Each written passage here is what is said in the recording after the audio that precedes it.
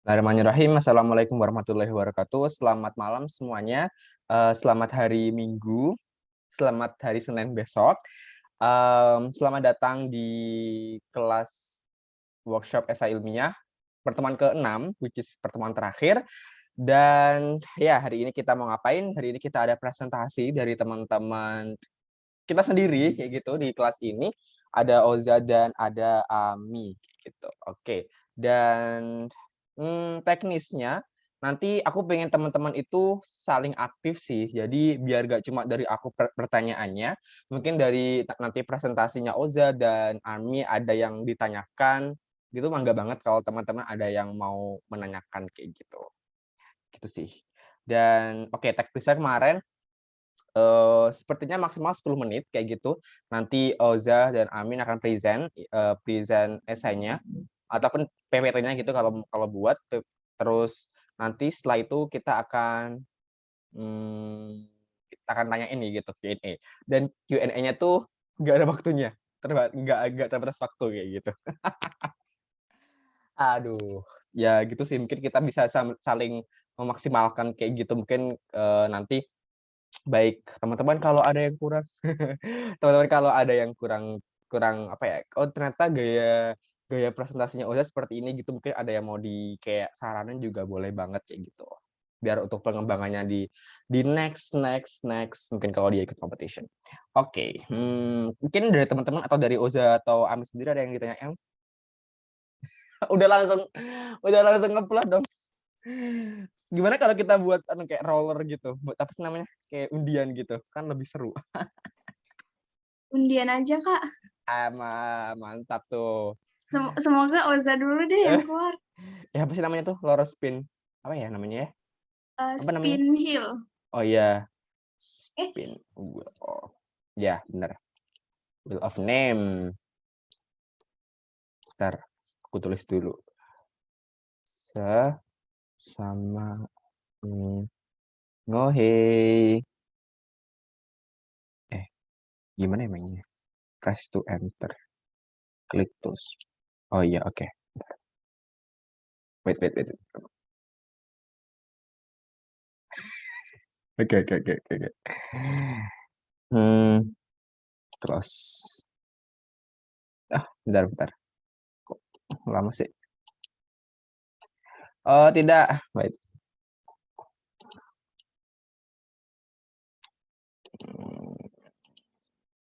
Oke. Bentar, ini belum.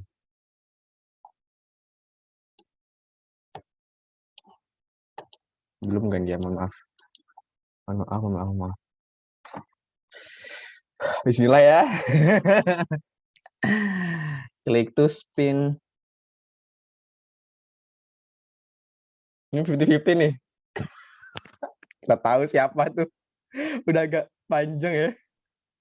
ya. So, you are the first, Gan. Oke. Udah ketahuan ya siapa yang pertama dan sama yang kedua. Oke, mungkin dari Oza mau prepare lebih dahulu, mangga.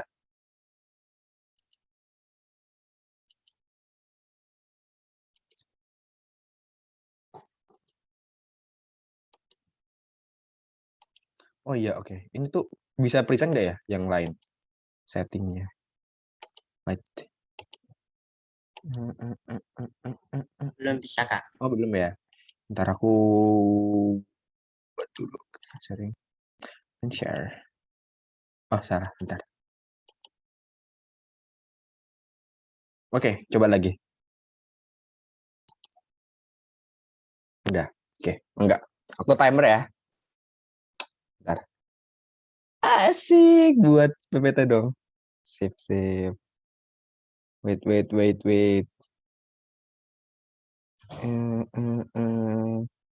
Kalau teman-teman pada ini kan, pada stay tune kan malam ini. Jangan lupa untuk ini ya, take note, nanti tanyain aja semua yang enggak dipahamin. Mungkin teman-teman ini kayak semacam kuliah teman-teman. Kuliah satu SKS ada tentang ini peran migas di Kazakhstan kayak gitu. Oke, yuk, time is yours. Baik. Terima kasih atas waktunya. Assalamualaikum warahmatullahi wabarakatuh. Perkenalkan, saya Fairoza Jauhar Ahmad dari Universitas Islam Indonesia. Pada malam hari ini, saya ingin membawakan esai saya yang berjudul peran sumber daya minyak dan gas Kazakhstan sebagai alat diplomasi kepada Rusia untuk meningkatkan dan menguatkan hubungan bilateral. Nah, latar belakangnya, Republik Kazakhstan merupakan pemerintahan yang memiliki sistem presidensial. Di bawah konstitusi ini, Kazakhstan itu merupakan negara yang demokratis, sekuler, legal, dan sosial. Yang mana setiap kebebasan itu selalu dijunjung tinggi oleh negara ini. Dan Kazakhstan ini mendapatkan kemerdekaannya pada 16 Desember 1961 dari Uni Soviet saat itu yang telah runtuh. Dan Nur Sultan merupakan ibu kota negara ini. Bahasa Kazakh merupakan bahasa resmi negara ini dengan bahasa Rusia yang memiliki status sebagai bahasa yang paling banyak digunakan dan sering dikomunikasikan. Dan negara ini merupakan negara terbesar di Asia Tengah dengan tanpa laut, dan Rusia merupakan negara tetangga ini yang paling besar. Nah, di Kazakhstan ini terdapat banyak sekali sumber daya alam khususnya, terutama yang berada dalam bumi. Ada banyak mineral dan khususnya ada juga minyak dan gas yang memberikan kontribusi yang cukup besar kepada negara ini, yang mana mendapati peringkat ke-9 di dunia ini.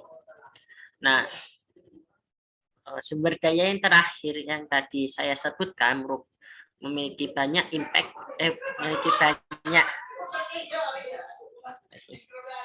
banyak pengaruh kepada hubungan Kazakhstan dan Rusia, yang juga dipengaruhi oleh beberapa kebijakan dan perjanjian yang akan dibahas pada paper ini atau esai ini. Pembahasan. Kazakhstan merupakan negara dengan banyak sumber daya minyak dan gas. Menurut Oil and Gas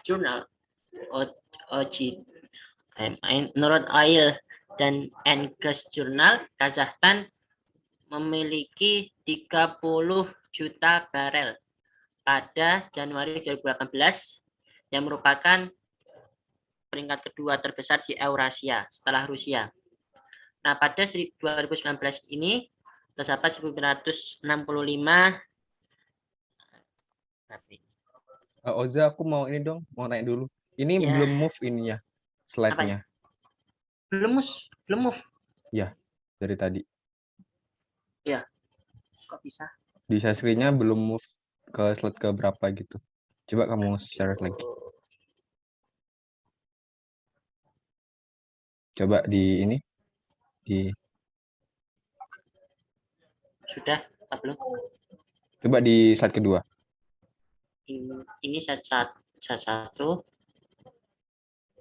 dua, background. Oh, belum. Cuma aku aja atau yang teman lain-lain juga gini ya? Emang nggak gerak, Kak. Oh iya, nggak gerak. Ya, aku juga nggak gerak.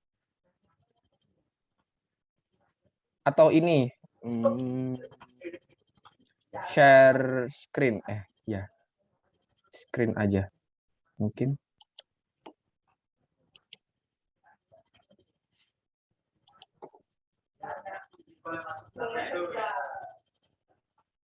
Kalau ini nggak bisa nggak? Nah, bisa. Ini bisa, tadi nggak bisa. Ini malah isinya loh.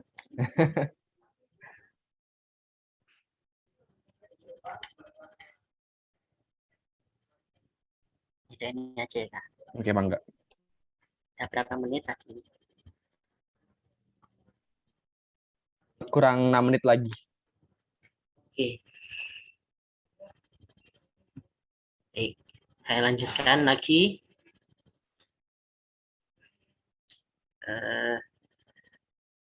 Dari data-data tadi mengenai hasil minyak dan gas Kazakhstan dari tahun 2018 dan 2019, kita bisa mengetahui bahwa hasil ini cukup besar bagi Kazakhstan itu sendiri. Dan karena memiliki hasil yang cukup besar, Kazakhstan pastinya memiliki partner untuk mengelolanya. Yang terbesar ialah Rusia.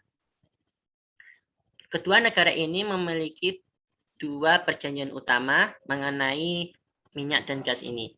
Yang pertama ialah Caspian Pipeline Consortium (CPS) dan Common Economic Space (GES). Nah, hubungan mengenai minyak ini dimulai pada 17 Juli 1992, yang mana Republik Kazakhstan dan Kesultanan Oman menandatangani sebuah perjanjian untuk mendirikan Caspian Pipeline Consortium. Dan setelah sebulan, Rusia ikut dalam perjanjian ini. Proyek ini merupakan proyek yang paling bernilai di dunia dalam dunia minyak, yang memiliki panjang 1.511 km dari ladang Tengiz di Kazakhstan ke Rusia yang berada pada Laut Tengah, Laut Kaspia, dengan pembagian saham yang terbesar ialah Rusia 24% dan gas 19% yang berasal dari Kazakhstan.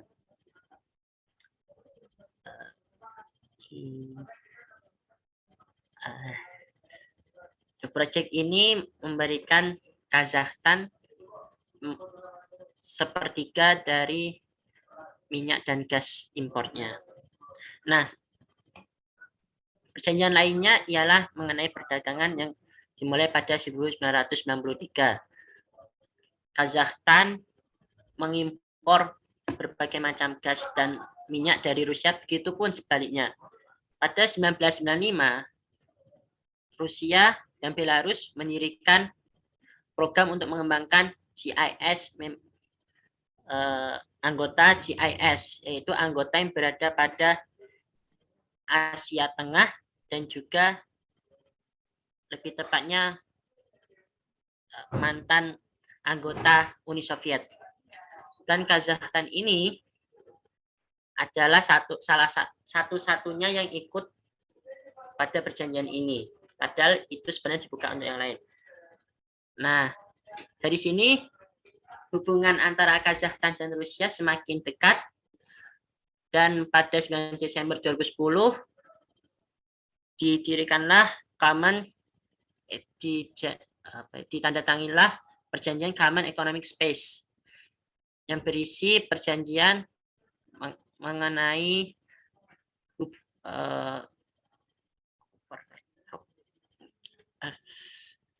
untuk membantu pada sektor minyak, baik itu hubungan bilateral maupun yang trilateral.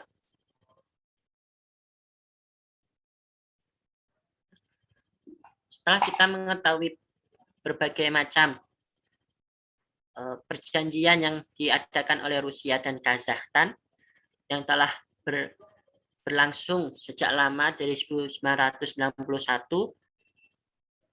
hal ini perjanjian-perjanjian tersebut semakin menguatkan hubungan Kazakhstan dan Rusia.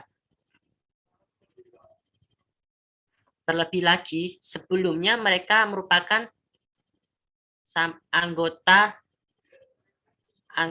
anggota Uni Soviet yang memiliki persamaan budaya, bahasa, dan sejarah.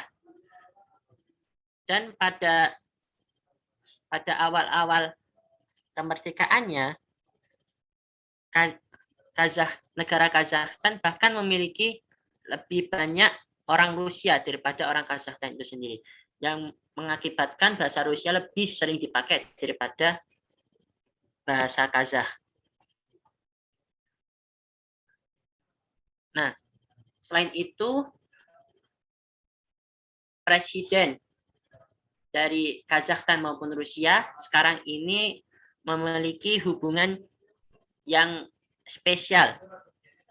Nazarbayev itu sering menjadikan Putin sebagai penasihat Nazarbayev dalam politik, dan Putin sering meminta Nazarbayev untuk menjadi mediator antara Rusia, Turki, dan Ukraina yang sekarang ini sedang banyak memiliki masalah. Nah, selain itu militer Rusia juga mengakibatkan hubungan antara Kazakhstan dan Cina itu semakin memburuk dengan adanya penutupan daerah perbatasan oleh militer Rusia untuk mencegah dari teroris yang berasal dari Asia Tengah dan juga dari NATO. Nah, karena beberapa hal tersebut dan juga adanya ekonomi, adanya perjanjian di bidang minyak dan gas, hal ini semakin membuat hubungan kedua negara ini menjadi lebih erat dan seperti tidak terpisahkan. Oke, time's up. Oke, thank you Feroza atas presentasinya, atas kuliahnya ya. Oke, terima kasih Feroza. Mungkin dari teman-teman ada yang mau bertanya, mangga.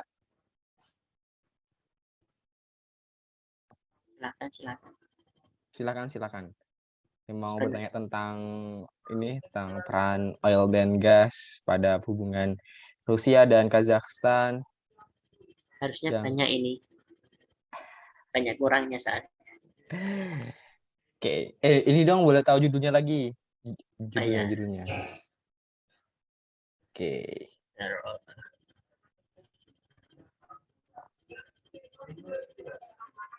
Nggak yang mau tanya, kenapa bahasa Inggris gitu? Oke, boleh dijawab. Kenapa kau bahasa Inggris? Kemarin ikut lomba ini, buat ikut lomba gitu. Dan harus bahasa Inggris. Jadilah seperti ini. Tapi ini buatnya H-1, jadi ya acak-acakan. Oke. Reminder lagi dari teman-teman, ada yang mau bertanya lagi? Ada yang mau bertanya? Ayo. Kak Kuni, Siva, Yunita, Sayida. Apakah harus kita tunjuk? Asik kayak dosen-dosen. Aduh, ngakak. Mungkin terserah ditanya apapun teman-teman. Oke, mungkin sebelum teman-teman gitu, mungkin aku dulu aja kali ya. Jujur aku juga agak bingung nih untuk bertanya apa, tapi mungkin aku mau bertanya tentang selain ini sebenarnya out of topic ya berarti ya. Kalau selain, apakah ada kayak sumber daya lain kayak gitu antara Kazakhstan sama Rusia gitu yang sebagai tools untuk diplomasinya mereka? Sebenarnya out of topic ya, but aku pengen tahu aja. Kalau yang dari kamu ketahui. Dari hubungan perjanjian untuk sumber daya alam ada selain minyak dan gas, yaitu tentang mineral, terutama uranium. Yang banyak digunakan untuk membuat yang bahan peledak. Iya, kayak tulir ya, dar. Oke, dan berarti yang paling erat itu, yang paling benar-benar berkontribusi kayak ambil peran dalam diplomasi mereka itu adalah oil dan gas ya berarti ya? Ya, dalam ekonomi ini yang telah terjalin sejak dulu itu adalah oil dan gas. Oke. itu dari aku dulu. Dari aku gitu. Mungkin dari teman-teman lain mangga, sambil aku juga mau Silakan. nyiapin pertanyaan lagi. Bentar. Kayaknya out of topics juga sih Kak, tapi penasaran gitu. Ini kayak kuliah kan jadinya. Cuman pengen tahu aja gitu. Kan Kazakhstan ini terkenal dengan sumber daya minyak dan juga gas. Terus Ya. Kazakhstan sendiri termasuk ke dalam negara maju juga nggak sih? Kalau misalnya iya kok jarang terdengar gitu. Kalau masuk negara maju atau tidak, itu belum. Meskipun dia menempati peringkat ke-9 dalam migas ini, tapi belum masuk negara maju. Seperti halnya Indonesia. Seperti itu. Oke, terima kasih Oza. Ya, sama-sama. Oke, thank you Army udah bertanya dan Oza juga udah menjawab. Mungkin ada teman-teman yang lain mau bertanya? Atau ini untuk menjawab kekepoan teman-teman juga mangga, di sini ada dosen loh. Ada lecturer.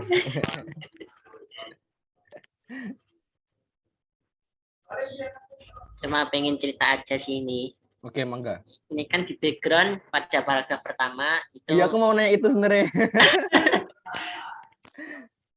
Menceritakan tentang OIC atau OKI bahasa Indonesianya, Organisasi Kerjasama Islam.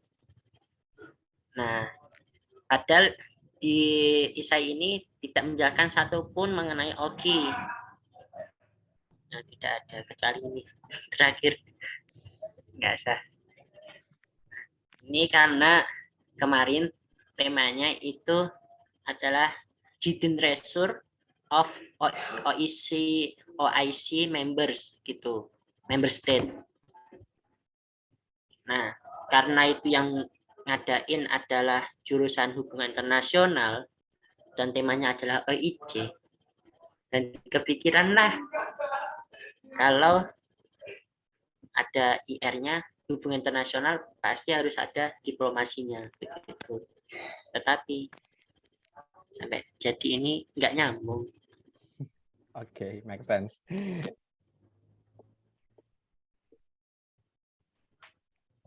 Oh, berarti Kazakhstan tuh masuk ini ya, masuk OIC ya berarti ya, OIC ya? Yes, karena Dan mayoritas orang Islam. Oh iya. Ya. Oh, baru tahu. Termasuk Indo juga masuk OIC nggak ya? Yang apa? Indo. Indo masuk. Indonesia, Malaysia, Brunei. Terus kalau kamu ditanya gitu, peran yang paling signifikan gitu antara hubungannya peran gimana sih? Hubungannya peran antara Rusia sama Kazakhstan ini terhadap OIC gimana? Terhadap negara-negara di OIC.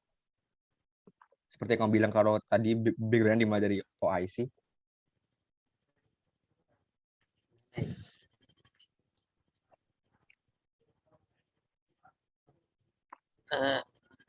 Kalau seperti itu, kan jawabnya kan Kazakhstan dan Rusia ini bersaudara begitu erat, hubungannya erat.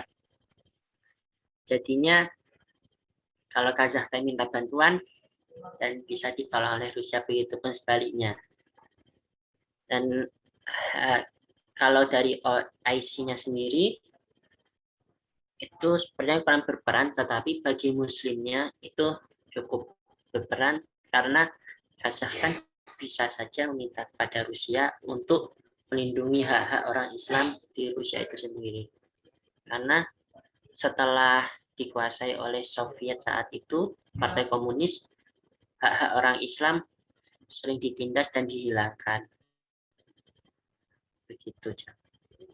Oke, itu asumsimu atau memang udah ada kayak semacam fakta yang melatar belakangi kamu bisa menjawab seperti itu? Kalau ini asumsi. Oke. Entahlah. Oke. Mungkin itu sih. Jadi aku sebenarnya kurang oke. Mungkin sebelum kita coba bahas bareng-bareng gitu, mungkin ada teman-teman yang mau bertanya ke Oza gitu. terakhir. Oke. Ada? Kuni, Saidah, Shiva, Yunita, Mangga. Kalau ada yang mau ditanyakan. Oh, aman, Kak. Oke.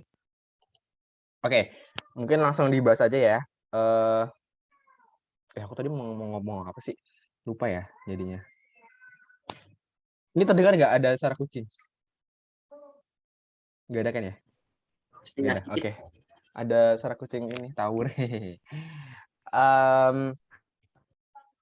Oke, tadi kan kamu ngomong karena apa ya? Itu asumsi kamu gitu dan itu sih karena biasanya tuh ketika kita berpendapat tuh kayak harus ada fakta gitu yang melatar belakangnya. Jadi nanti bukan semacam asumsi-asumsi aja kayak gitu. Mungkin itu sih yang perlu diperhatikan. Dan untuk presentasinya sebenarnya aku kurang tahu sih kalau teman-teman Zoom itu gimana presentasinya kayak gitu. Karena aku juga belum pernah menemui jarang menemui kayak gitu teman-teman Zoom presentasi kayak yang relate dengan diplomasi gitu, jarang banget aku ketemu gitu. Mungkin teman-teman lain mungkin ada yang pernah ketemu kayak gitu, mangga kalau mau share gitu. Nah, kalau secara umum overall, mungkin kamu belum pernah melihat presentasinya orang lomba kayak gitu. Jadi kayak seakan-akan kayak presentasi di kelas kayak gitu.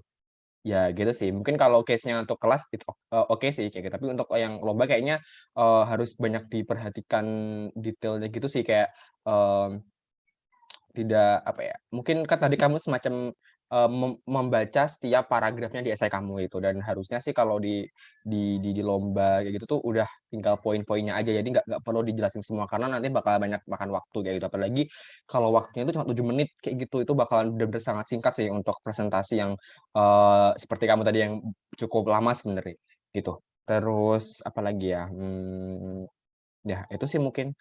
Untuk PPT-nya mungkin, kan tadi kan masih full tulisan gitu, mungkin mungkin bisa dipercantik lagi.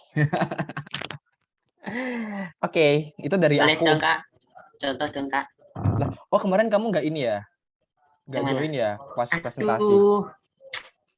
Ah, Oh iya, oke, sebentar, coba. pertemuan ketiga. Iya kayaknya kalau nggak salah, teman ketiga. Bentar. Aku ada sih, bentar, wait. Sambil aku buka ya. Mungkin dari teman-teman yang lain kalau ada pertanyaan, mangga loh ya.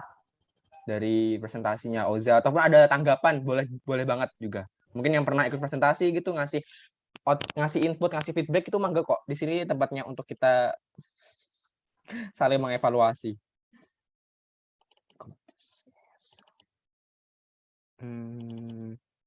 Mana ya, wait. Oke. Gue ada ya kan ini bentar. So it oke ini wow. Nggak ada ya? Oh nih, ada nggak? Oh nggak ada. Oke, mungkin bisa di ini dulu, Oza, di stop share. Coba, oke, sip. Di sini, ini dulu yang aku present juga di teman-teman kayak gitu. Aduh, nggak ini ya. Aku full screen deh. Ini isinya tentang sustainability fashion kayak gitu, ngomong tentang inovasi platform digital, tentang untuk mereduksi tren fast fashion gitu. Lebih ke apa ya? Ya menarik aja. Oke, ini menurut aku ya, karena ini yang buat gue. Jadi aku bilangnya ya menarik dong. Oke, kayak apa ya? Intinya tidak banyak tulisan kayak gitu dan poin-poinnya aja gitu. Mungkin nanti apa yang kamu omongin sama apa yang ada di PPT itu nggak sama. Maksudnya kayak sama tapi cuma nanti kamu bahas lebih banyak itu mangga gitu. Boleh. Tapi intinya ini cuma sebagai bridge aja atau sebagai apa ya? Sebagai visualisasi aja bagi para para audiensnya gitu ketika mendengarkan presentasi kamu. Ini kayak aku ngasih ngasih faktanya terkait tren fast fashion di Indonesia. Gitu. Terus ini tim aku, ini idenya, ini detail idenya. Ini harusnya sih ini sih pakai ini ada kayak video gitu, tapi ini karena bentuknya PDF karena udah aku PDF-in jadi nggak ke play. Ini juga seharusnya pakai video, tapi karena ini kayak ku PDF jadi kayak nggak bagus lah. Oke, ini tab implementasi. Oke, udah gitu. Gitu. Mungkin ada yang ditanyain dari Oza sendiri?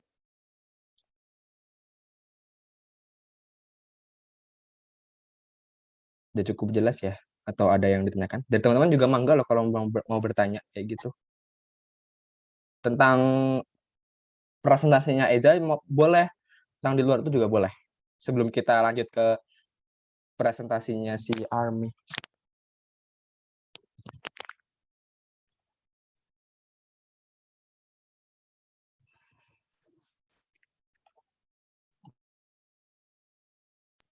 Mau ngomong nggak? Gimana? Mau ngomong. Oke, mangga. PPT-nya bagus. Itu oh ya, kamu belum pernah lihat juga ya yang sebelum-sebelumnya. Aku tuh kayak semacam buat komparasi. Oh, kamu sayang sekali nggak ikut yang pertemuan ketiga dulu. Wait, coba ya aku share ya gitu. Jadi biar jadi perbandingan juga gitu. Ketika aku pertama kali ikut kompetisi sama setelah belajar gitu melihat kompetitor aku buat PPT. Agak ini juga sih kayak jauh gitu perbedaannya. Sebentar. Mana ya? Materi ketiga ya harusnya. Wait. Enggak ada sih. Enggak nemu. Bentar. Vintage. Nah, ada wih. Astaga. Enggak ada sih. Oh ya ini.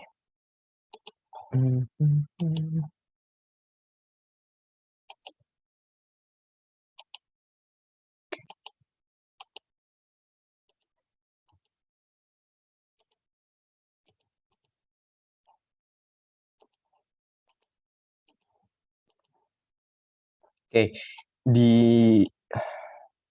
perbedaannya dulu tuh pernah tuh ngebuat PPT yang isinya kayak gini. Banyak tulisannya pakai pakai pakai template UGM banget yang sangat kaku kayak gitu. Yang aku pun sekarang udah jarang pakai PPT UGM kecuali kalau tugas di kelas. Kalau enggak kayak mungkin sidang ya, I hope so. Semoga soon. Amin. Terus oke kayak gitu. Jadi Kayak kayak PPT dosen, Kak. emang bener. Jadi kayak ya gitu dulu tuh waktu pertama kayak lomba kayak gitu kayak masih pride sebagai UGM gitu ya, tapi sekarang udah kayak nggak pernah lagi pakai PPT UGM karena emang nggak enak juga sih pakai PPT UGM itu, terlalu kaku kalau aku bisa bilang. Jadi kayak banyak tulisannya, banyak kayak juga gambar-gambarnya juga nggak banget lah. Aku aja melihat kayak semi jijik gitu melihat PPT ku dulu gitu. Terus setelah itu setelah beberapa ikut event terus belajar kayak gitu melihat teman-teman melihat gimana para komputer aku itu buat PPT gitu yang kayak bagus banget kayak dia buat prototype gitu pakai Figma. Kan insecure kan ya saya pada saat itu gitu. Jadi terus belajar kayak gitu sama teman gimana cara membuat PPT yang lebih menarik, yang lebih yang ya gitu sesuai tema juga kayak gitu. Terus di sini baru deh kayak belajar-belajar kayak gitu nyari template yang bagus kalau di sini aku nyari di Slides Go. Mungkin teman-teman ada yang pakai Canva juga bisa sih, tapi kalau aku Canva tuh kayak kurang apa ya, aku tuh nggak bisa nyari keyword yang pas gitu loh di Canva, makanya aku seringnya pakai Slides Go. Slides Go. Nah ini yang sering aku pakai. Oke, kayak gitu.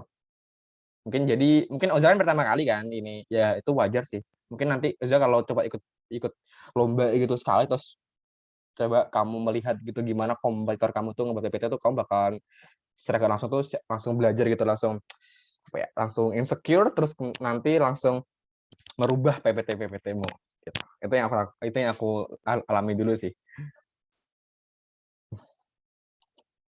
Oke, mungkin ada lagi dari Oza atau dari teman yang lain? Ini, Kak, belajar ngedesain PPT-nya itu gimana sih, Kak? Kan kayak aku juga nggak ada basic desain itu sama sekali. Jadi kayak susah gitu belajar ngedesainnya. Terus kan beberapa template yang di ada juga di Slides.go ataupun di Canva kan udah ada tuh yang biasanya langsung ada template, tapi nggak semua template itu sesuai sama yang kita mau gitu. Itu gimana, Kak? Kayak maksudmu desain tuh kayak gimana yang kamu pengen? Biar kelihatan menarik gitu sih, Kak. Mungkin Kadang oke. aku coba-coba mix and match gitu, bentuk ini, terus jadinya kayak, "Ih, kok ini masih ada yang kurang, kok ini jelek ya kelihatannya," gitu sih. Oke. Gimana ya, aku juga sebenarnya bingung untuk menjawab itu. Yang paling basic sih, aku ini sih kayak harus paham warna gitu dulu, font font color-nya kayak gitu, itu paling penting sih. Soalnya kalau font color-nya itu nggak sesuai kayak gitu, maksudnya kayak nggak enak di mata gitu atau apalagi kalau kontras banget sama template-nya tuh bakalan kayak berpengaruh juga, nggak enak, nggak bagus dilihat. Terus apa ya, aku sebenarnya juga nggak punya skill desain yang bagus sebenarnya, tapi biasanya aku kalau udah buat PPT gitu, aku minta review ke teman. Kayak teman yang teman yang kayak punya skill desain yang bagus, terus aku minta gitu, mana yang perlu diubah, font-nya kurang gede atau enggak, terus warnanya apa udah bagus, apa udah ciamik, kayak gitu. Aku sering kayak gitu sih untuk PPT aku. Aku juga sebenarnya sama sih mungkin kayak kamu, kayak mungkin nggak bagus-bagus banget di skill design. Jadi kayak minta teman aja. Aku yakin mereka mau kok. Tapi kalau semua satu tim sama mereka yang suka desain gitu, harusnya mau sih. Terus ini, Kak, kalau misalnya Kakak pernah ikut esai yang kelompok atau lomba yang kelompok gitu nggak, Kak? Itu, Sering. nyari timnya gimana, Kak? Misalnya kita yang nemu ada lomba apa gitu, itu kan, kayak kalau aku sendiri mikirnya kalau nyari tim susah, ini anak ini, mau nggak sih? Ntar dia malah mikirnya kayak, "Aku nggak capable gitu untuk di lomba itu," atau ya meremehkan lah sebagainya gitu. Oke. Ya sih aku beberapa kali itu ikut lomba esai yang kelompok, tapi jatuhnya adalah lomba sama orang itu aja. Karena aku kayak semacam punya orang kepercayaan gitu loh, asik. Kayak punya orang orang yang benar-benar aku percaya kayak gitu, entah di manapun, entah apapun itu tema kompetisinya, aku punya orang yang aku percaya banget kayak gitu. Dan kita tuh sistemnya kayak bagi tugas. Aku yang buat esainya, dia yang buat modelingnya, buat visualisasinya. Jadi all thing kayak aku minta desain gitu tuh aku serahin ke dia kayak gitu. Jadi lebih ke gitu sih, mungkin karena aku yakin dengan esai aku, jadi aku nggak yakin dengan skill desain aku. Jadi aku ingin ingin menutupi kekurangan itu, ke dia gitu. Jadi dia yang membuat desainnya, aku yang buat tulisannya kayak gitu. Pun juga sama ketika aku ketika mau presentasi, dia yang lebih handle untuk buat PPT-nya kayak gitu. Aku yang ngebuat bahannya, dia yang buat PPT-nya. Gitu sih. Itu yang paling basic sih. Tapi somehow kalau kayak gitu juga, kalau nggak apa ya, kalau semua nggak yakin gitu dengan esainya, ini sih harus bener-bener nyari yang partner yang bagus sih. Maksudnya kayak yang juga punya skill nulis yang bagus juga kayak gitu. Case-nya di sini tuh aku emang kurang percayaan gitu sama orang, makanya jarang banget sih kayak ngajak maba kayak gitu, jarang ngajak maba kayak gitu untuk, aku jadiin kayak partner tim kayak gitu. Karena memang, aku seselektif itu sih, kayak aku tuh gini, takutnya entar kalau aku suruh-suruh dia tuh kayak, gimana ya, kayak belum siap belajar kayak gitu bisa jadi. Karena aku tuh orang yang cenderung menyuruh. Kalau sama kayak ngetim gitu, cenderung nyuruh-nyuruh gitu, kayak aku ini banyak review gitu loh, banyak feedback, harus gini gini gini gitu. Karena sering kayak, apa ya, ngikutin standar aku kayak gitu. Ini emang agak egois nih orang kayak gitu, tapi emang ya nggak tahu kenapa itu works gitu loh. Makanya aku kayak sering kayak gitu, apalagi kalau nge-team itu. Kayak kalau aku nggak sama temen yang biasanya aku percaya gitu, aku juga kayak ini sih, bener-bener harus bener-bener mengikuti segala prosesnya gitu loh, proses dari nulis, dari PPT-nya dia, sampai ketika kita presentasi itu kita harus bener-bener apa ya, bersama gitu untuk nge-team, untuk kayak pelatihan, untuk presentasi gitu-gitu. Terus mungkin kayak kamu kalau mungkin di awal-awal mungkin kayak extra effort mungkin kayak untuk nyari orang yang mungkin mungkin yang pertama tuh kayak belum pernah gitu, terus kamu coba bimbing dia, terus nanti kamu, ideation bareng, terus kamu pokoknya belajar bareng kayak gitu. Pada akhirnya kamu akan menemukan suatu teman yang klop banget dan kamu bisa ajak dia tuh kayak lomba di mana aja temanya kayak gitu. Bahkan kayak nggak di Pep nggak di essay pun juga ayo kayak gitu. Gitu sih kalau aku case-nya. Oke, thank you, Kak. Siap. Ada lagi yang mau bertanya dari teman-teman?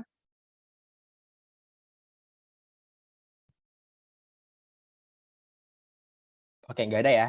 Oke. Oke, udah selesai ya dari sesi pertama untuk presentasi. Kita move, kita lanjut ke presentasi kedua, yaitu dari Army. Mungkin dari Army boleh untuk siap-siap ya gitu, kayak share screen, terus coba di scroll-scroll gitu, kayak tadi, kayak Uza gitu. Hanya freeze di pertama aja.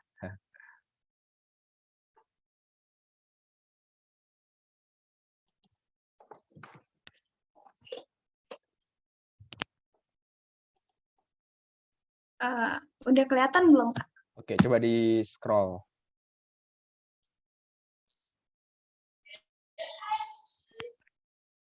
Oh, ini pakai ini ya, Slides.go ya?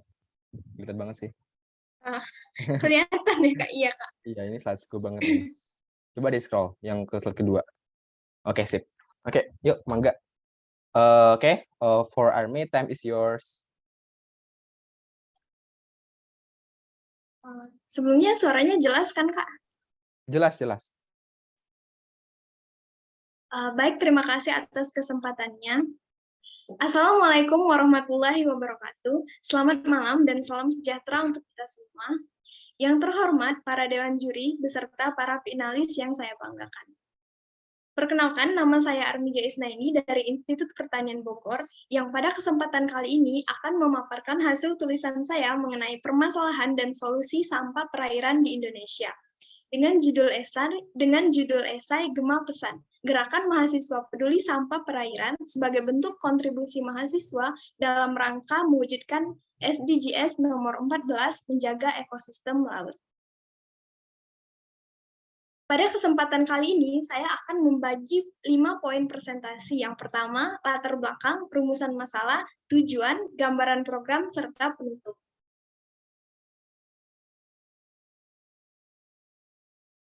Latar belakang. Indonesia menduduki peringkat kedua sebagai negara penghasil sampah lautan terbanyak di dunia dengan angka mencapai 182,7 ton setelah Cina. Selain itu, Kementerian Lingkungan Hidup dan Kelautan juga menyatakan jika terdapat 521.275,6 ton sampah di lautan pada tahun 2020. Jumlah ini akan terus meningkat seiring dengan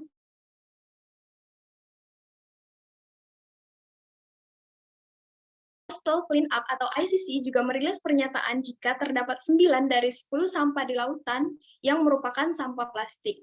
Dan 70-80% itu berasal dari daily use atau sampah yang sering kita gunakan sehari-hari seperti bekas botol minuman, kotak makanan, kantong plastik, sedotan plastik, dan sampah plastik lainnya. Banyaknya jumlah sampah plastik yang berada di lautan juga menimbulkan dampak yang cukup signifikan dan juga bisa dibilang sebagai dampak negatif. Yang pertama, yaitu terjadinya polusi lautan yang semakin bertambah dan seiring berjalannya waktu juga akan mengganggu keseimbangan biota laut yang ada. Salah satu organisme atau ekosistem yang terganggu adalah ikan, di mana terdapat 25% ikan tercemar oleh mikroplastik yang merupakan sampah plastik berukuran kurang lebih 5 mm. Hal ini terjadi karena ikan tidak dapat membedakan yang mana sumber bahan makanan dan yang mana bukan. Fenomena ini juga menunjukkan jika terdapat banyak sekali jumlah mikroplastik yang ada di lautan Indonesia kita tercinta. Komplikasi yang ketiga adalah ikan yang memakan mikroplastik ini tadi juga akan kembali ke daratan dan juga dihidangkan di atas meja makan serta dikonsumsi oleh manusia yang kemudian bisa menyebabkan komplikasi dan permasalahan kesehatan pada manusia lainnya. Berdasarkan data dan juga latar belakang permasalahan yang telah dipaparkan tadi, saya mengambil rumusan masalah yakni Bagaimana penyelesaian masalah sampah perairan di Indonesia dengan alternatif solusi yang kreatif dan juga inovatif dalam mewujudkan SDGs nomor 14. Dengan tujuan membuat penyelesaian masalah sampah perairan di Indonesia dengan alternatif solusi yang kreatif dan inovatif dalam rangka mewujudkan SDGs nomor 14. Kemudian gambaran dari program. Program ini bernama Gema Pesan yang merupakan gerakan mahasiswa peduli sampah perairan. Gerakan peduli lingkungan ini, terutama pada sampah perairan, bekerja secara terintegrasi dan juga terencana untuk mengurangi dan meminimalisir jumlah sampah perairan yang ada di Indonesia. Lalu siapa yang akan terlibat dalam gerakan ini? Peran utamanya akan dilibatkan yakni mahasiswa. Mahasiswa merupakan kelompok pemuda yang juga memegang peran penting dalam mewujudkan cita-cita bangsa, salah satunya adalah SDGs, yang termasuk juga di dalamnya untuk keseimbangan biota laut. Lalu bagaimana program ini akan terlaksana? Terdapat 6 rancangan program yang telah saya rancang sebelumnya untuk menyukseskan program ini. Yang pertama adalah peduli sampah di laut maupun di sungai. Kegiatan ini dapat dilakukan secara langsung dengan para anggota komunitas terjun langsung ke lapangan untuk bergotong royong mengumpulkan sampah di daerah sekitar. Hal ini juga dapat dilakukan agar mahasiswa lebih mengenal daerah sampah perairan dan juga keadaan perairan yang dipenuhi dengan sampah. Yang kedua, bisa dengan mengedukasi masyarakat sekitar dan juga anak-anak. Kegiatan ini diharapkan dapat memberikan pemahaman mengenai sampah perairan, dampak serta penanggulangannya, serta meningkatkan kepedulian masyarakat yang berada di daerah sekitar perairan untuk mengurangi sampah plastik yang ada di sana.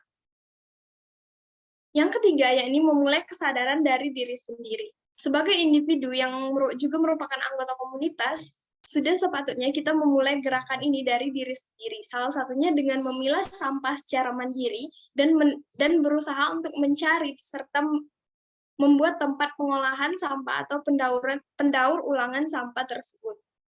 Itu juga dapat mengurangi jumlah sampah plastik yang kita gunakan dalam kehidupan sehari-hari. Karena satu sampah plastik yang berhasil kita kurangi akan memberikan dampak positif yang besar terhadap keseimbangan biota laut, dan nanti manfaatnya juga akan kembali kepada kita sebagai manusia. Yang keempat, yakni melaporkan tindakan curang yang kita temukan. Komunitas ini juga dapat menjadi jembatan penghubung antara masyarakat dan juga pemerintah dalam mengawasi tindak tanduk masyarakat yang berada di sekitar, serta lebih peduli dengan pengelolaan sampah perairan.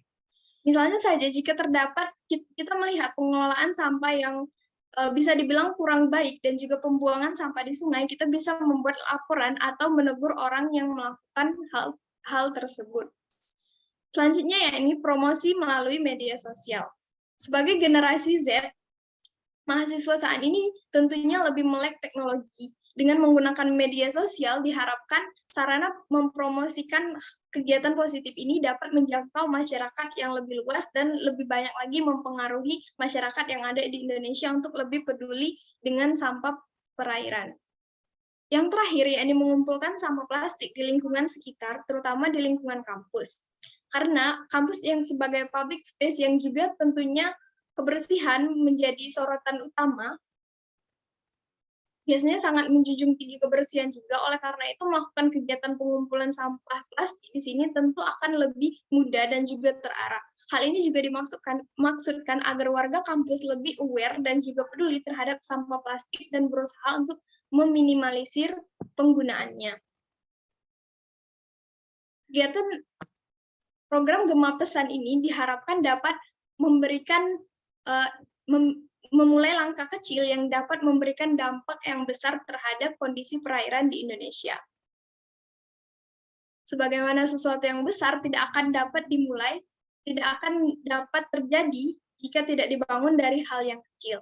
Begitu pula sebuah perubahan tidak akan terjadi jika adanya perpecahan.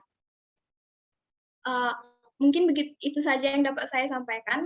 Lebih dan kurangnya saya mohon maaf. Saya akhiri. Terima kasih. Wassalamualaikum warahmatullahi wabarakatuh. Waalaikumsalam warahmatullahi wabarakatuh. Terima kasih Army udah mempresentasikan esainya. Oke, kita lanjut Boleh ke izin sebentar nggak Kak? Baterainya lowbat soalnya. Oke, monggo.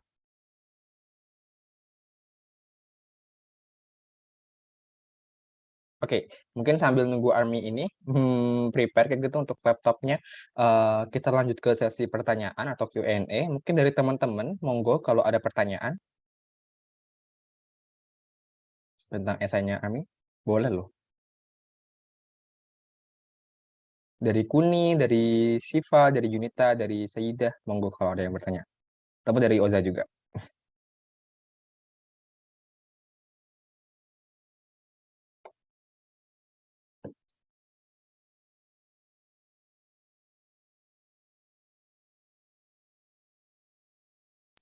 Saya mau bertanya. Oke, monggo. Dari esainya Kak Army, saya menyoroti bahwa di poin ketiga pada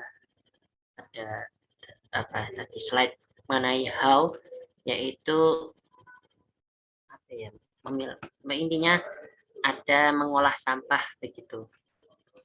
Nah, dalam mengolah sampah seperti kita tahu, kalau sama plastik itu membutuhkan teknologi yang tinggi begitu. Nah, dalam hal ini apakah para mahasiswa akan membutuhkan kerjasama dari pemerintah atau hanya mahasiswa itu berdiri sendiri seperti itu? Oke, silakan jawab oleh Army. Iya, sebenarnya pertanyaan itu juga sudah saya antisipasi sebelumnya. Sebelum membuat esai, pertanyaan itu sudah terlintas. Mungkin dari awal pemikiran saya juga segala sesuatu seperti yang melibatkan hal-hal yang lebih rumit dan juga di luar jangkauan mahasiswa tentunya sangat butuh peran pemerintah.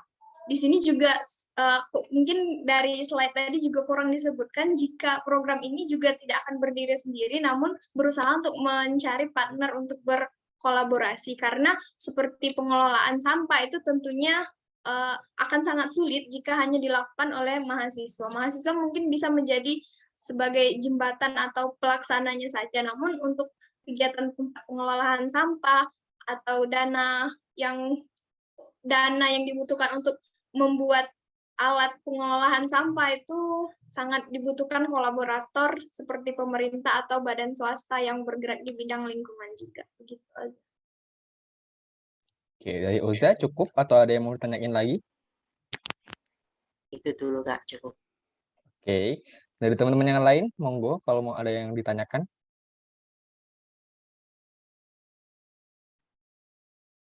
Oke, mungkin ini Army, coba kamu share lagi dong PPT-nya kayak gitu. Mungkin ada yang teman-teman yang lupa kayak gitu, termasuk aku. Aku ada kayaknya poin tadi tuh lupa gitu apa. Bentar. Di how mungkin di how. Ni how.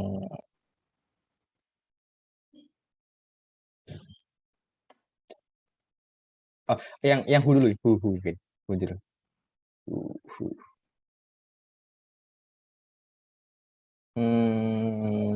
Oke. Mungkin yang pertama aku tanya dulu deh. Aku tadi lupa apakah udah disampaikan atau belum, tapi mungkin bisa dijelaskan kenapa kok melibatkan mahasiswa kayak gitu dan spesifikasinya untuk mahasiswa seperti apa kayak gitu. Ya, udah. Sebenarnya kenapa memilih mahasiswa itu sendiri? Yang pertama, salah satu peran mahasiswa juga sebagai agent of change dan beberapa banyak perannya yang lain lagi itu salah satunya juga untuk pengabdian masyarakat dan mahasiswa juga bakalan menjadi generasi selanjutnya, generasi penerus begitu Kak. Itu yang pertama. Dan yang kedua, mahasiswa ini berada dalam usia yang produktif dan sangat di masa yang aktif-aktifnya untuk memberikan sebuah inovasi, untuk mengabdi kepada masyarakat, memberikan ide-idenya untuk menyelesaikan permasalahan yang ada, itu yang kedua. Dan yang terakhir, mungkin dari segi integrasinya juga, kan program ini terintegrasi dari beberapa kampus begitu, untuk koordinasinya bakalan lebih mudah jika menggunakan mahasiswa sebagai penggerak gitu daripada dari sebuah organisasi gitu ataupun dari anak-anak pemuda yang di luar mahasiswa. Karena seperti yang kita ketahui setiap daerah itu mempunyai kampus, universitas begitu yang di sana juga terdapat mahasiswa, kolaborasinya bakalan lebih mudah begitu sih. Oke, tadi kamu sempat menyampaikan kalau ini tuh program pengabdian. Terus mungkin karena sekarang tuh kampus kayak juga punya nih program pengabdian KKN gitu. Kalau di kami ada KKN gitu. Dan apa sih yang membedakan Gema Pesan dengan KKN? Mungkin untuk perbedaan Gema Pesan dan KKN-nya sendiri, yang pertama itu tentunya sasaran atau target. Kalau dari KKN sendiri, sepengetahuan saya begitu ya Kak, tidak semuanya menargetkan kepada sampah plastik yang ada di perairan. Sedangkan Gema Pesan fokus utamanya di sampah plastik yang ada di perairan. Dan yang kedua, untuk integrasinya KKN sebatas hanya kolaborasi kampus gitu dengan beberapa pihak, kayak cuman satu kelompok terdiri dari beberapa orang gitu, tempatnya dipisah-pisah nanti. Sedangkan Gema Pesan ini nantinya harapannya itu bisa menggerakkan seluruh pemuda atau mahasiswa yang ada di seluruh Indonesia dan mengabdi ke daerahnya masing-masing, dan juga ada kayak sebuah pusatnya gitu Kak, pusat organisasinya itu sendiri. Itu sih dua itu yang membedakan dari KKN. Oke. Ini kayak interview nih jadinya. Terus di sini kan kamu bilang terutama sampah di perairan gitu. Jadi nanti difokuskan ke kayak laut gitu atau sungai juga atau gimana? Untuk saat ini sendiri dua-duanya sih Kak, laut dan juga Oke. sungai, karena mereka saling terintegrasi gitu, saling terhubung, terkoneksi. Oke, mungkin itu sih tadi kalau sama kamu bilang laut aja nanti agak kontradiktif dengan kampus-kampus juga karena kan nggak semua kampus di dekat laut kayak gitu. Oke, make sense. Mungkin monggo dari teman-teman kalau ada yang ditanyakan, mungkin bisa ini move ke slide how. Sorry, how. Sambil aku mikir juga.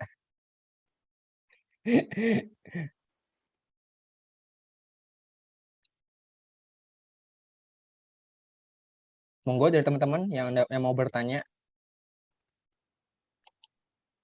boleh raise hand atau langsung aja on mic. Mumpung cukup relate banget nih topiknya gitu dibandingkan sebelumnya ya. Canda.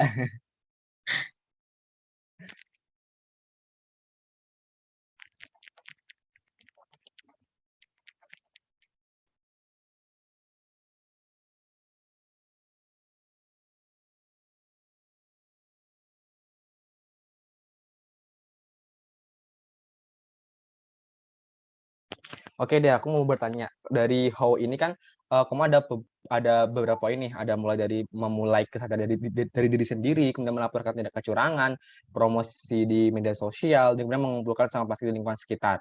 Nah, menurut kamu sendiri apa sih main reason kayak gitu untuk para masyarakat di Indonesia terkait pengelolaan ataupun ya habit dalam mengumpulkan sampah ini gitu. Kemudian mungkin kamu nanti ditilik akan dapat relevansinya dengan ide yang kamu gagas juga.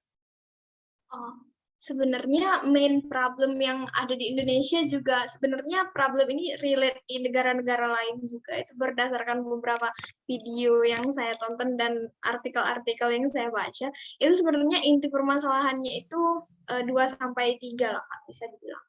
Yang pertama, sampah plastik itu memang plastik belum menjadi sampah itu memang sangat praktis digunakan dan memberikan banyak manfaat gitu bagi kehidupan sehari-hari, sehingga masyarakat ini sendiri sangat sulit untuk terlepas dari plastik, meskipun saat ini memang beberapa ada program untuk mengurangi sampah plastik, itu pun dampaknya masih cukup jauh gitu. Untuk merasakan dampaknya itu juga hanya di kawasan lokal, kayak beberapa kota termasuk kota Bogor juga tidak berusaha untuk mengurangi penggunaan sampah plastik. Itu yang pertama. Dan yang kedua berkaitan juga dengan yang pertama, untuk mengurangi sampah itu programnya butuh waktu yang sangat lama dan biaya yang juga cukup besar begitu Kak. Itu yang Itu yang kedua. Dan yang ketiga mungkin peran pemerintah di sini juga untuk sampah itu sebenarnya peduli, tapi beberapa program yang diberikan belum cukup mumpuni gitu untuk menyelesaikan program sampah ini. Kemarin juga sempat membaca dari suatu sumber begitu, dinyatakan jika di negara Finland atau Scotland gitu, mereka sudah bisa mengelola sampah dengan baik dan malahan sampah itu dijadikan seperti bahan bakar begitu. Nantinya mereka juga menerima impor sampah dari negara lain yang mana itu menghasilkan dua keuntungan dapat bahan bakar dan juga keuntungan dari impor sampah. Untuk maksudnya terjadinya fenomena tersebut, kegiatan tersebut dapat terlaksana tentunya tidak mudah, apalagi untuk kawasan Indonesia yang sangat luas. Dan mungkin untuk kritik terhadap pemerintah juga, pemerintahnya ya bisa dibilang begitu. Gitu, itu sih Kak permasalahannya, kayaknya dari akarnya memang sulit untuk dipecahkan ya, permasalahan sampah. Oke, thank you Army. Ya sih, mungkin kalau mau berpendapat juga sama sih, kayak dari core-nya orangnya aja tuh kayak itu masih kayak kurang kayak gitu kan, terkait kesadaran terhadap sampah kayak gitu. Apalagi ketika melihat jalanan kayak gitu, kayak banyak sekali kayak sampah-sampah yang berserakan kayak gitu. Contohnya adalah masalah sampah masker kayak gitu, contohnya salah satunya. Nah, gitu. Jadi sepakat sih kalau terkait main problemnya itu itu gitu. Terus oke, terus apalagi tadi aku sempat kepikirannya lupa deh. Mungkin ini dulu dari teman yang lain, ada yang mau bertanya? Sambil aku mengingat-ingat kayak gitu apa pertanyaanku tadi.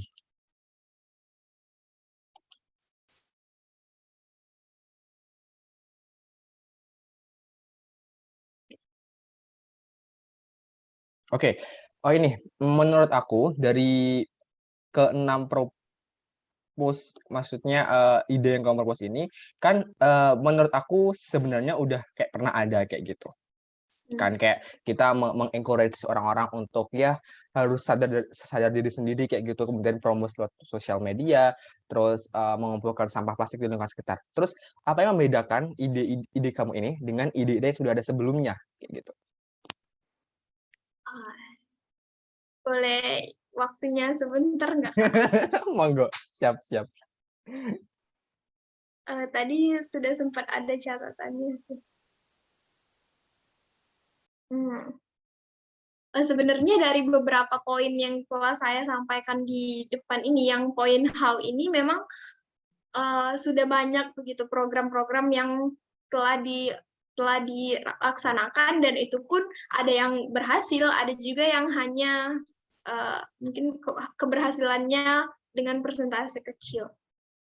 Keunikannya sendiri menurut saya pribadi itu dari desain program dan bentukan organisasinya nanti sih Kak, bukan dari program-program ini kan kayak memang udah lazimnya gitu, udah banyak dicanangkan oleh beberapa organisasi dan juga komunitas-komunitas lainnya. Yang membedakan di sini balik lagi ke bentukan organisasinya yang terintegrasi oleh seluruh mahasiswa yang ada di Indonesia, dan juga semua kegiatan ini dimulai dari hal-hal yang sangat kecil gitu, dan dengan adanya integrasi tadi bukan cuma hanya satu wilayah gitu yang bisa menerapkan ke-6 poin ini, tetapi setiap pemuda yang ada di suatu wilayah. Terus juga dampaknya nanti, implikasi dampaknya itu bisa terasa di setiap pelosok sampai ke pelosok gitu, menyebar luas manfaatnya. Dan seperti juga yang Kak sebutkan di awal tadi, perairannya juga ada, bukan cuma lautan, mungkin ada beberapa kampus yang dekat laut gitu, atau mahasiswa daerah yang berada di dekat laut sangat relate dengan laut, tetapi program ini juga mencanangkan di daerah sungai gitu, begitu sih Kak. Oke, thank you Army. Oke. Dari teman-teman last last chance kayak gitu untuk bertanya ke Arfi. Mangga.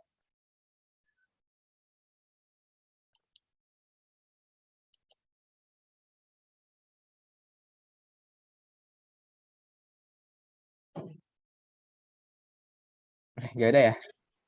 Atau ada? Monggo. Gue hitung. Masa aku mau counting down sih? Dari 3, 2, 1. Oke, nggak ada. Sip. Bentar, ini apa sih? Oke. Terima kasih untuk Army udah menyampaikan presentasinya. Mungkin aku sedikit memberikan feedback ya terkait presentasinya. Udah cukup bagus kayak gitu.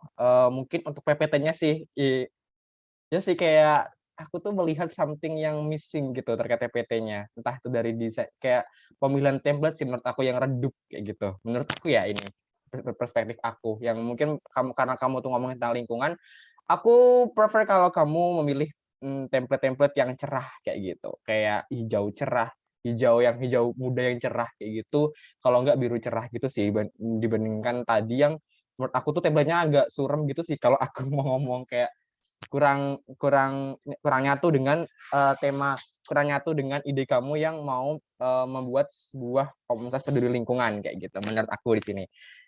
Terus oke, mungkin itu sih kalau untuk gimana cara presentasinya sebenarnya udah cukup baik, namun ada yang menurut aku tuh kayak apa ya, kurang smooth gitu sih kalau kata aku. Dan kamu udah pernah presentasi atau belum sebenarnya di lomba? Oke, terus berarti cara kamu presentasi juga kayak gitu berarti ya? Untuk Kalau misalnya di lomba biasanya suaranya nggak lebih keren dari ini. iya bener.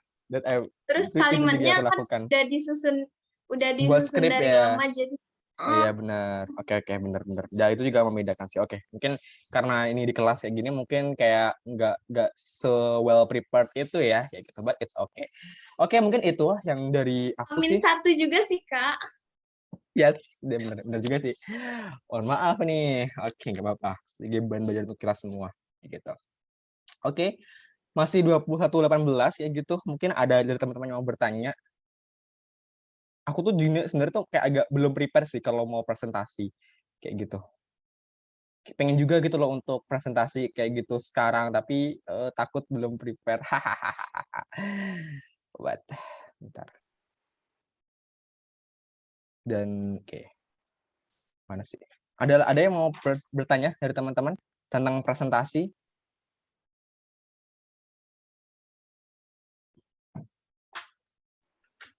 Mungkin ini Kak, kayak bagaimana menyikapi pertanyaan-pertanyaan gitu.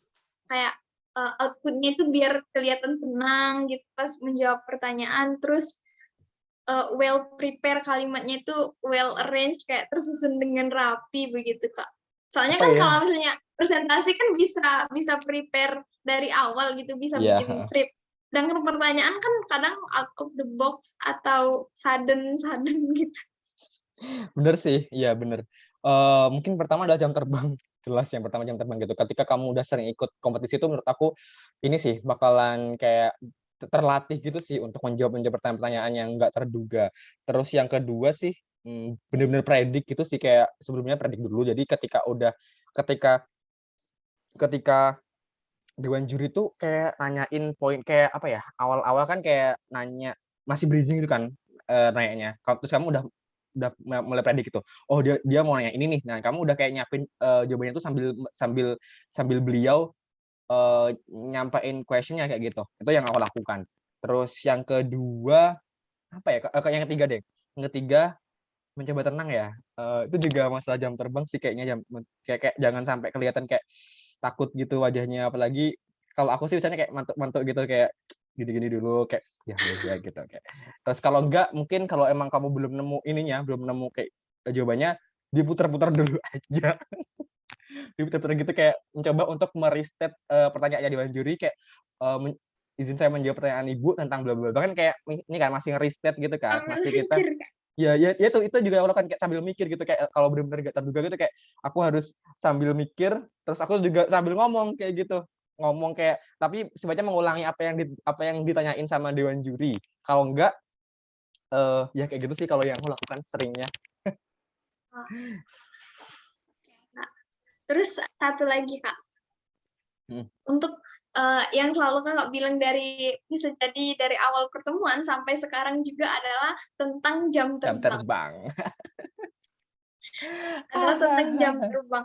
Itu kayak gimana sih Kak buat membangun kayak motivasi diri untuk memperbanyak jam terbang? Itu yang pertama. Terus selanjutnya jika memang nanti pas mengikuti lomba itu kan kalau menang terus sih pastinya bakalan lebih semangat gitu ya Kak untuk ikut lomba. Tapi in case kalau misalnya sering nerima kekalahan gitu, untuk bangun motivasinya lagi, nggak apa-apa ikut terus kan kadang ada titik jenuhnya gitu, titik bosen. Masa aku ikut lomba gini-gini dong, ikut lomba kalah mulu gitu.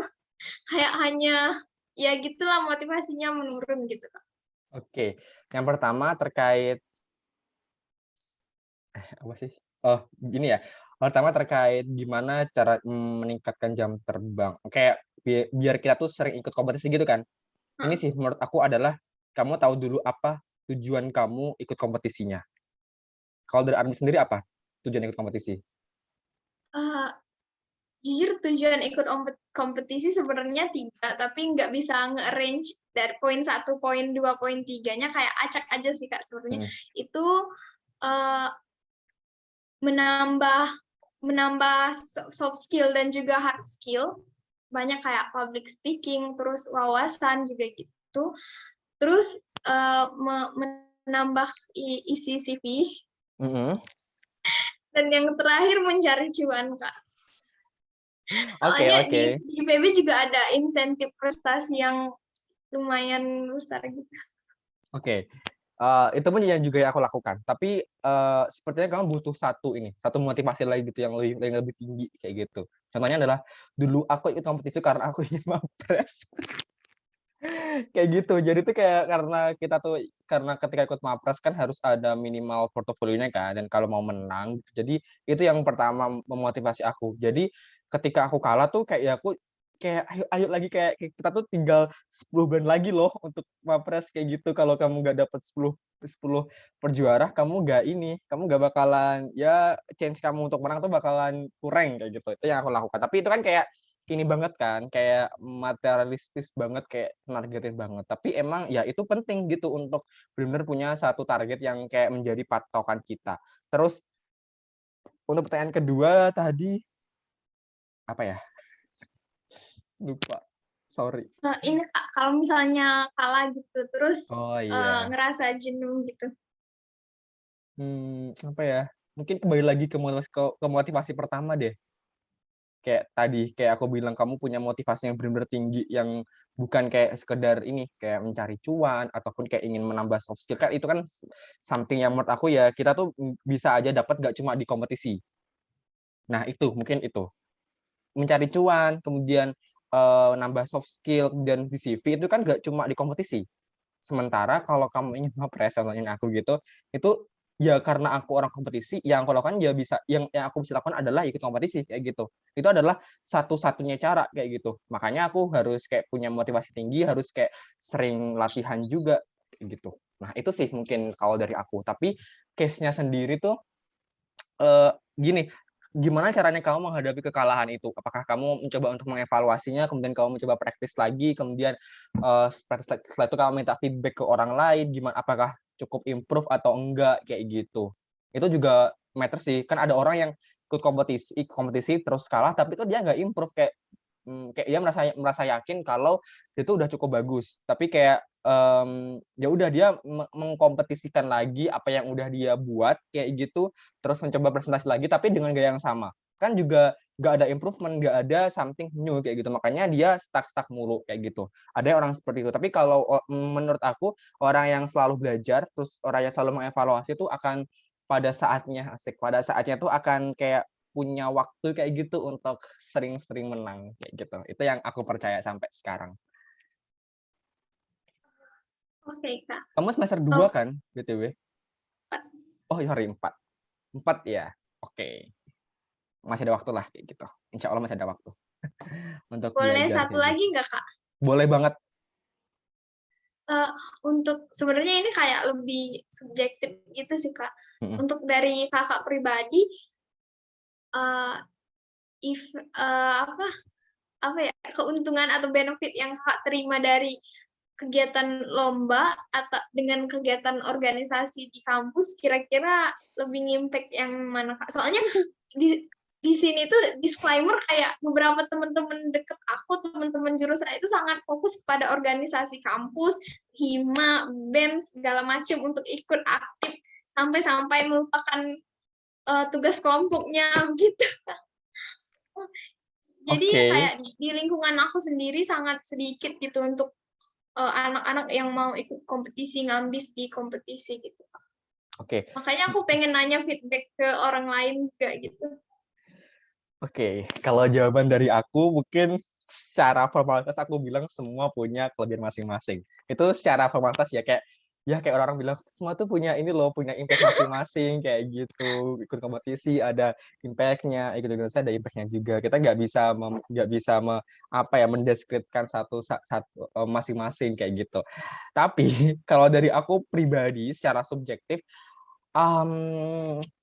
aku melihat tergantung organisasi yang kamu pilih kayak gitu. Apakah organisasinya sifatnya tuh kayak emang bener-bener meningkatkan soft skill kamu apa enggak kayak gitu. Ada orang yang kayak organisasi tapi jatuhnya kayak jadi dalam arti budak kayak gitu.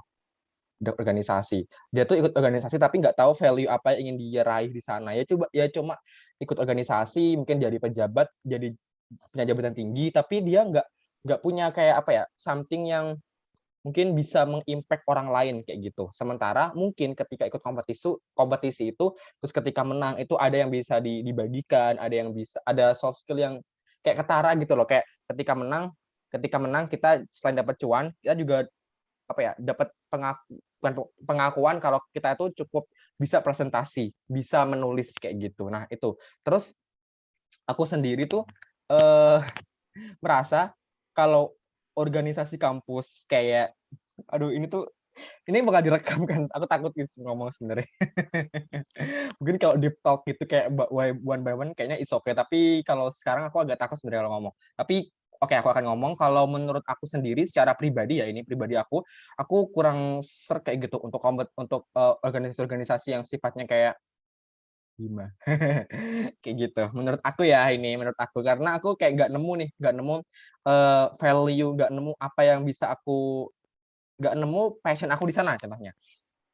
Beda lagi kalau semua itu organisasi yang emang bergerak di bidang yang aku suka kayak gitu. Contohnya aku tuh bergerak di bidang keilmiahan kan. Aku ikut organisasi yang kayak namanya tuh kelompok studi kayak gitu. Ya itu cukup relate gitu. Jadi kalau aku bisa bilang ya kelompok studi aku emang berperan penting kayak gitu. Tapi kalau aku ikut kayak semacam hima, aku ikut hima BTW. Tapi menurut aku tidak dapat impact yang sebesar itu ketika kalau dibandingkan dengan ikut kompetisi kayak gitu. Terus ketika ikut kompetisi, menurut aku bakalan banyak dapat ini sih, banyak impact kayak gitu. Nggak cuma buat aku sendiri, tapi juga buat orang lain kayak gitu. Contohnya adalah di sini aku bisa sharing ke teman-teman kayak gitu terkait esai juga. Gitu sih menurut aku. Jadi perspektif juga sih. Mungkin kamu bakalan kayak merasa apakah aku benar ikut organisasi ini atau enggak. Gitu. Tapi sejauh ini kayaknya sedikit relate sih, Kak.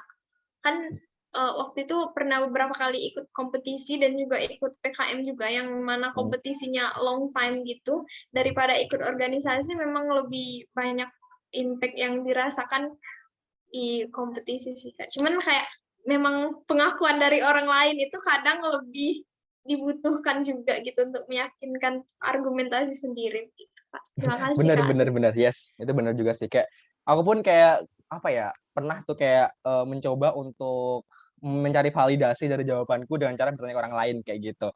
Tapi dengan berharap tuh dia punya jawaban yang sama dengan aku. Pernah kan gitu? Itu juga sering aku lakukan juga kayak Oh, meminta validasi juga, tapi aku tuh udah kayak berharap, ayo sama dengan jawabanku kayak gitu. Jadi kayak aku Ya, semakin iya semangat, bener. semakin apa ya, kayak percaya gitu kalau aku tuh bener kayak gitu. Bener, bener Kak. Itu juga beberapa pembenaran gitu. Makanya membahas topik yang mengenai organisasi dan juga kompetisi ini eh, saya gitu nggak ke sembarang orang gitu. Orangnya pilih-pilih lihat dulu biar bisa menguatkan argumentasi kita. Yes, yes, yes. Oke, agak ada jadi oot ya ngomong tentang organisasi nih. Iya, iya. Oke. Oke, dari teman-teman yang lain mungkin ke-trigger dari pertanyaannya Armi, monggo loh. Ini kita udah 9:30 nih kayak gitu. Mungkin kalau jadi kan ini kan sesi terakhir kayak gitu. Mungkin kalau teman-teman mau sharing kayak gitu, mau berkeluh kesah juga monggo kayak gitu. Monggo sih. Mungkin ada keluh kesahnya di kompetisi juga boleh loh untuk sharing isi atau bertanya. Mungkin Kuni yang udah pernah ikut kompetisi atau Shiva yang lagi kompetisi juga boleh untuk bertanya. Dan yang lain juga Saidah atau Yunita. Ataupun Oza.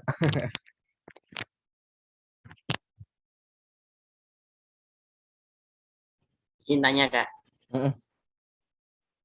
itu kan tadi katanya kita harus improve esai kita gitu kan.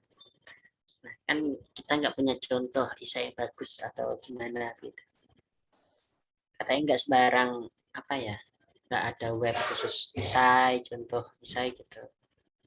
Apa kita bisa minta ke penyelenggara kompetisi gitu? Boleh nggak kalau kayak gitu? Kalau penyelenggara kompetisi aku nggak yakin mereka punya sih. Karena mereka tuh mengadakan kan kayak semacam publisher kompetisi kayak gitu. Jadi aku nggak yakin kalau mereka tuh punya punya punya kumpulan esai kayak gitu. Mungkin yang bisa dilakukan adalah minta ininya sih kayak PC sama yang pernah menang sebelumnya mungkin. Aku yakin kalau udah menang sebelumnya sih kayak bisa aja sih kayak dimintain kayak gitu esainya dengan kamu kendali dengan apa ya jaminan kamu tuh ya belajar. Maksudnya kayak bukan untuk memplagiarisme kayak gitu. Gitu sih. Kalau panitia sih mereka kan cuma menyelenggarakan, mereka kayak nggak bakal punya sih, nggak bakal punya. Ataupun ada nih kompetisi yang nanti tuh di akhir kayak mereka yang menang tuh kayak dibukukan, tapi itu jarang jarang banget sebenarnya. Kayak dibukukan nanti kamu bisa sih kayak minta gitu yang minta ke kompetisinya. Atau kamu coba tanya gitu ke kompetisinya apakah yang menang tuh bakal dibagikan gitu jadinya bisa jadi bahan belajar kita bareng-bareng gitu.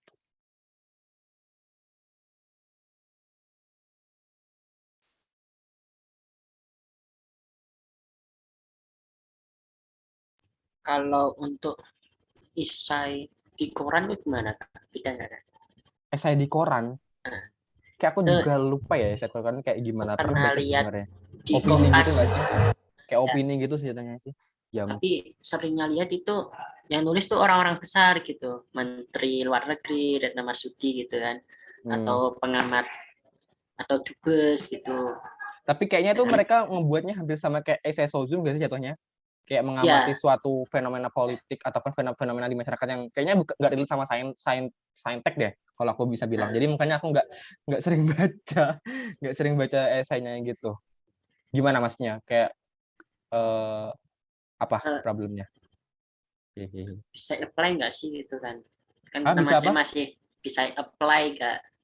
Kita kan masih mahasiswa begitu kan? Oh, apply ke korannya. Iya, Oh, aku nggak tahu. Kurang tahu sih kalau itu. Mungkin kamu bisa tanya penerbitnya, nanya Kompasnya gitu. Kayaknya kayak apply, ya sih kayaknya nanya deh. Kalau kalau mungkin koran Jogja gitu kan apa ya koran Jogja itu kayak ada Tribun nggak sih aku masa Tribun Jogja sih Tribun Jogja gitu kayak ada KR tuh Kedaulatan Rakyat kayak gitu. Mungkin kalau ada section opini atau saya sih kayaknya bisa-bisa aja deh. Kayak kamu coba menawarkan kayak gitu ke mereka. Kalau memang esai kamu tuh cukup layak untuk di publish, kayaknya bakal dipublish deh. Gitu yang kau setahu aku. Kalau kan ada kan kayak eh, apa sih kayak isinya kan beda-beda gitu loh tiap koran. Ada yang emang fokus menyiarkan berita, ada yang kayak ada juga apa ya bukan apa sih namanya tuh kayak aku ngomongin sectionnya ya section kayak yang kayak opini juga gitu-gitu beda-beda sih. Tapi aku belum pernah kita BTW untuk publish di koran. Karena Berarti aku ada juga peluang bingung. ya, Kak. Apa Ada gimana? peluang gitu ya. Meskipun kita masih mahasiswa gitu. Iya sih, kalau setahu aku masih ada peluang. Coba kamu tanyain aja sih, kalau kataku nanyain kayak ke penerbitnya gitu. Ataupun kalau emang belum pernah gitu kayak kamu bilang, gimana kalau kamu kayak menawarkan kayak kalau ini apa ininya, requirement-nya gitu maybe. Siap. Menarik juga sih kalau kita bisa buat rubrik punya opini gitu di koran. Keren juga sih. Mungkin bisa jadi goals aku sebelum lulus. Oke, thank you loh ngasih ide buat aku. Oke, ada lagi yang mau bertanya sebelum kita close sesi malam hari ini?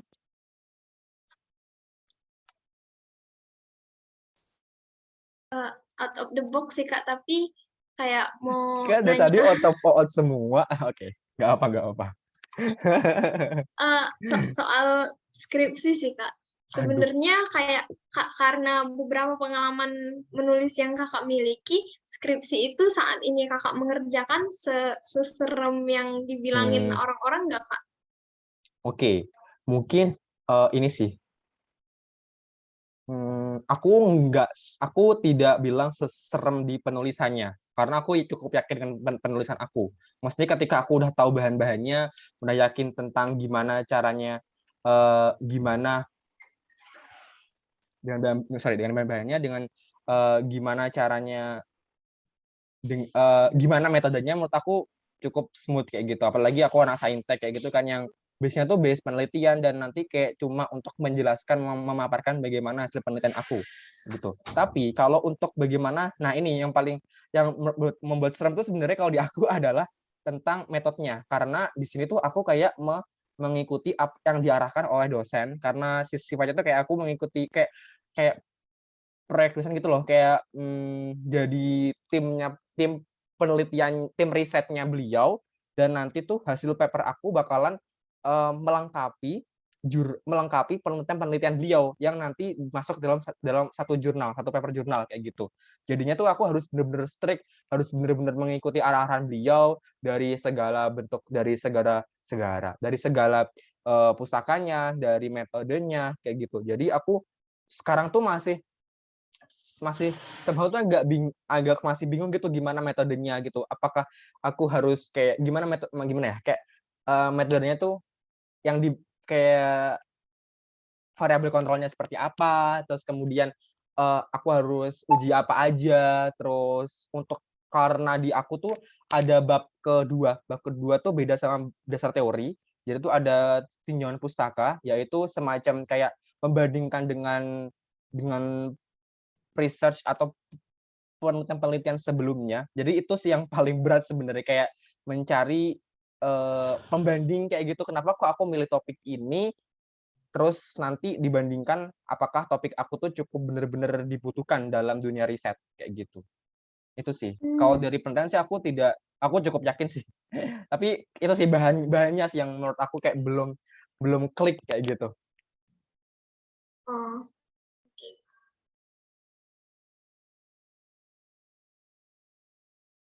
Oke, dari yang lain, mangga. Kita batasi sampai 21.40. Berapa nih? 30 detik lagi BTW.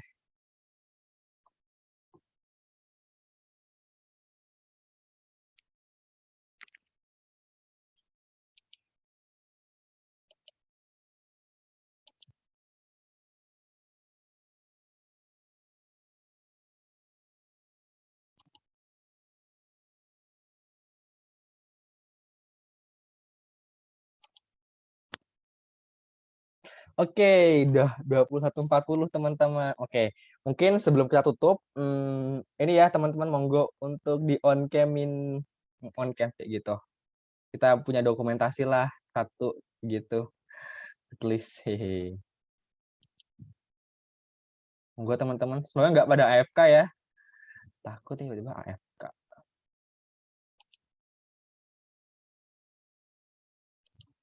Halo? Oke, halo Saida. Halo Kak, maaf diem aja. Merhatiin kok. Siap-siap. Penting nggak AFK loh ya. Kayak kelas aja AFK. Aku sih. Oke. Halo Siva. Halo Kak, Siap. Ayo Uni sama Yunita. Monggo on cam. Ask to start video. Hahaha. To unmute. To unmute. Belum ya? Wait.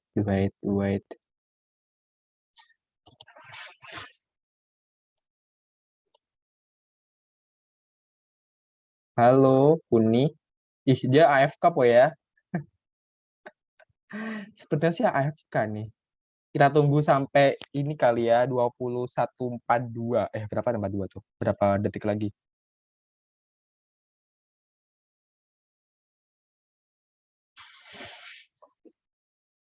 Udah detik lagi BTW. Nggak apa deh. Oke. Udah 42. Oke, mari kita dokumentasikan. Siva, on off cam. Oke, siap. Oke, aku hitung mundur ya teman-teman dari 3 sampai 1. Oke. 3, 2, 1. Sekali lagi. 3, 2, 1. Sip. Oke, thank you teman-teman yang udah join kelas pada malam hari ini. Terima kasih udah ikut kelas dari Lesq, dan jangan sungkan-sungkan untuk bertanya kayak gitu. Kita punya grup ya gitu, bisa kita maksimalin. Mungkin kalau teman ada pertanyaan, ada concern, monggo banget ya itu. Aku cukup terbuka, bukan cukup sih, sangat terbuka kayak gitu ke teman-teman. Apalagi aku juga cukup gabut. Oke. Mungkin itu aja untuk ke-6 sesi workshopnya kali ini kayak gitu. Semoga memberikan sedikit ya at least ada insight baru gitu ya untuk teman-teman. Jadi bisa diaplikasikan gitu teman-teman di kompetisi ataupun kayak sama di Oza di kelas ya gitu. Semoga ada lah ya, ada insight-nya. Oke, mungkin itu aku tutup kelas pada malam hari ini, dan seterusnya gitu kita udah nggak ada kelas lagi di weekend. Agak sedih nih ya. Gak melo-melo. Oke, thank you. Aku tutup. Wassalamualaikum warahmatullahi wabarakatuh. Selamat malam dan happy weekend, dan selamat Senin besok. Selamat malam, Kak. Makasih banyak Kak ya. Selamat Dah. malam. Terima kasih 3 minggunya, Kak. Siap. Semangat semua. Jangan kabur ya di grup. Oke, aku stop recording.